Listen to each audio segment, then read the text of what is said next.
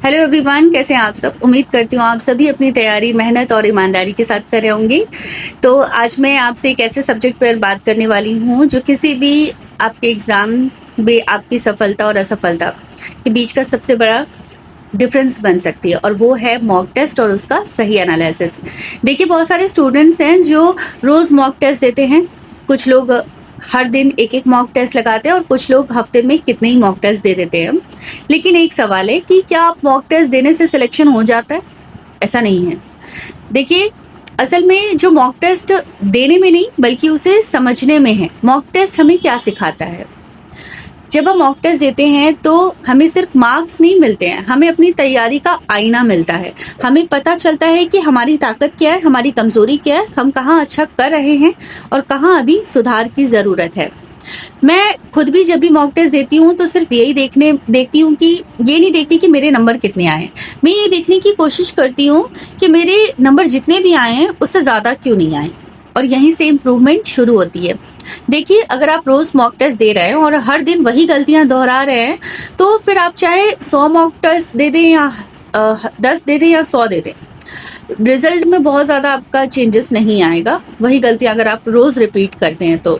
लेकिन अगर आप एक मॉक टेस्ट देने के बाद अपनी गलती को समझते हैं, उस पर काम करते हैं और अगले दिन उसी मॉक टेस्ट में उन्हें दोबारा रिपीट नहीं करते हैं, तो धीरे धीरे आपकी जो परफॉर्मेंस है वो बेहतर होती जाएगी। अब सवाल आता है कि मॉक टेस्ट का एनालिसिस कैसे करना है। देखिए, सबसे पहले केवल मार्क्स पर मत जाइए। बहुत सारे स्टूडेंट्स मॉक खत्म होते ही साथ सबसे पहले अपना स्कोर देख लेते हैं, और स्कोर कम आया तो पूरे दिन परेशान रहते हैं।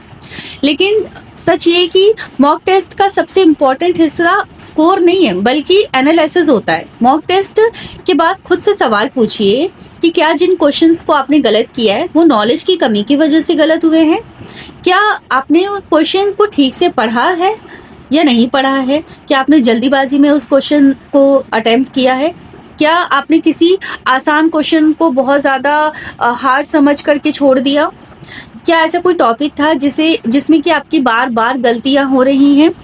अगर आपके इन सारे क्वेश्चंस का जवाब ढूंढना शुरू कर देंगे तो आपकी जो रियलिटी है ना वो आपको दिखने लगेगी।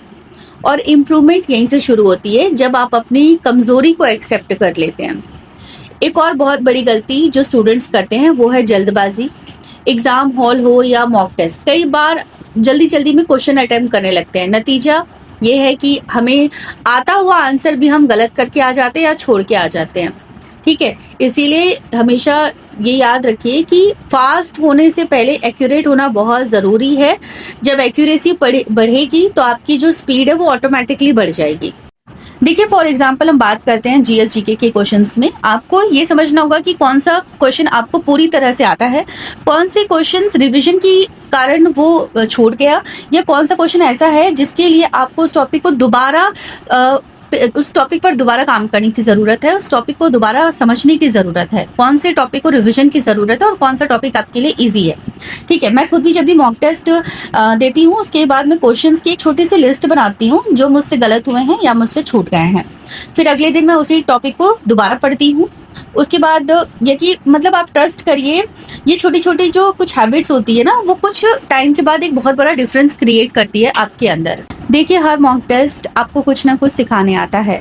वो कभी आपकी कमजोरी दिखाता है, कभी आपकी मेहनत, और कभी आपको कॉन्फिडेंस भी देता है, और कभी कभी आपको ये भी फील कराता है कि अभी आपको और मेहनत की जरूरत है।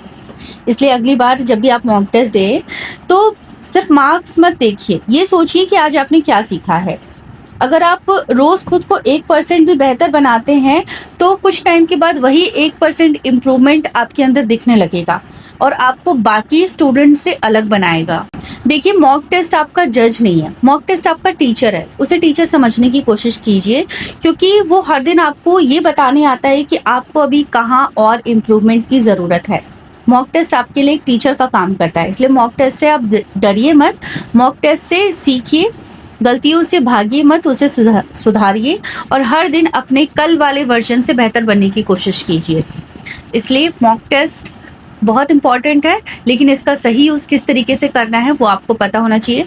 अपने आप को बेहतर बनाने की रोज कोशिश कीजिए। इसीलिए मॉक टेस्ट से लगातार सीखते रहिए, उस पर इम्प्रूवमेंट करिए, उस पर काम करिए और अपने आप को कम मत आंकिए। क्योंकि आप बेस्ट हैं, आप कर सकते हैं। तो मिलते हैं नेक्स्ट वीडियो में। कैसा लगा वीडियो आप मुझे कमेंट करके ज़रूर बताइएगा, और ऐसे ही रियल गाइडेंस के लिए चैनल को फॉलो कीजिएगा। And thank you so much.